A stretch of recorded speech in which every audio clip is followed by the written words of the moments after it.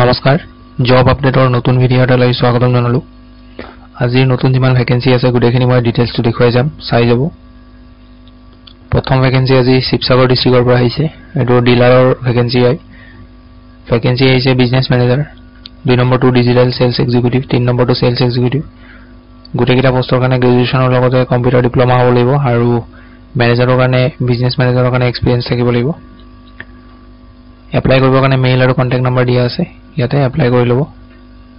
পিছৰ পোষ্টটো DC office শোণিতপুৰৰ পৰা আহিছে শোণিতপুৰ ডিস্ট্ৰিক্ট পোষ্ট আহিছে ডিস্ট্ৰিক্ট প্ৰজেক্ট মেনেজাৰ এটা পোষ্ট আছে ইয়াতে স্যালাৰি 22000 লৈকে হ'ব আৰু কোৱালিফিকেশন ইয়াতে গ্ৰেজুৱেচন কৰা হ'ব লাগিব যিকোনো ষ্ট্ৰীমত আৰু লগতে কম্পিউটাৰ নলেজ থাকিব লাগিব আৰু লগতে আপোনালোকৰ minimum 2 years experience of working in IT field and having knowledge of computer system IT information technology ডিপাৰ্টমেন্টত কাম কৰা হ'ব লাগিব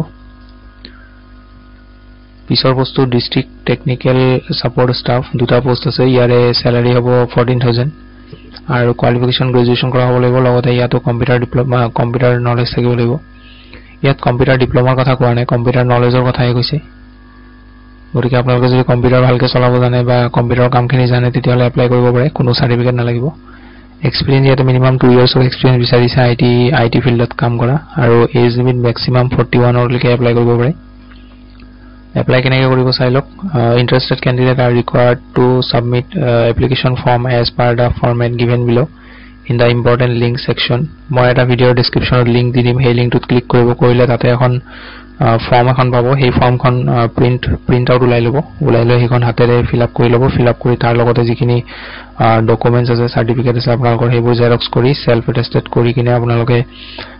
ইয়াতে দি দিব লাগিব ড্ৰপ বক্সত দি দিব লাগিব গণভৱন office of the district commissioner Sonitpur ইয়াতে গৈ কিনে আপোনালোকে হাৰ্ড কপি জমা দিব লাগিব এনভেলপত এইটো এপ্লাই কৰাৰ লাষ্ট ডেট হয় আপোনালোকৰ ডিসেম্বৰ 12 তাৰিখ পিছৰ বস্তু DMCH ৰ পৰা আহিছে ইয়াত পোষ্ট আহিছে সিটি স্ক্যান টেকনিশিয়ান 6টা পোষ্ট আছে ইয়াৰে স্যালাৰি ফিক্স স্যালাৰি হ'ব 14493 rupees qualification bachelor of radiology and imaging science বা আপোনালোকৰ diploma in CT scan from government recognized institute preference will be given to persons having knowledge and experience of working in a medical college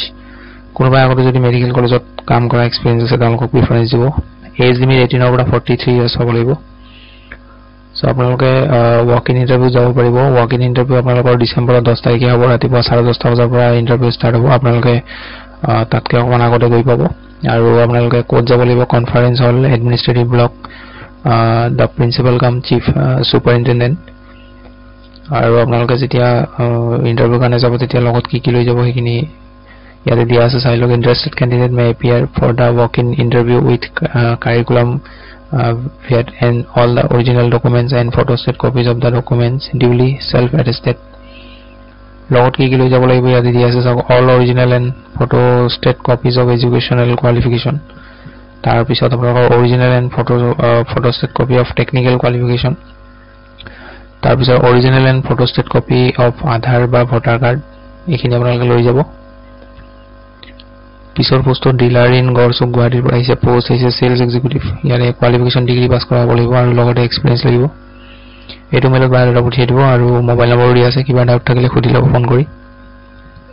পিছৰ পোষ্টটো diagnostic centre গুৱাহাটীৰ পৰা আহিছে post 1 নম্বৰতে আহিছে ৰিসেপশনিষ্ট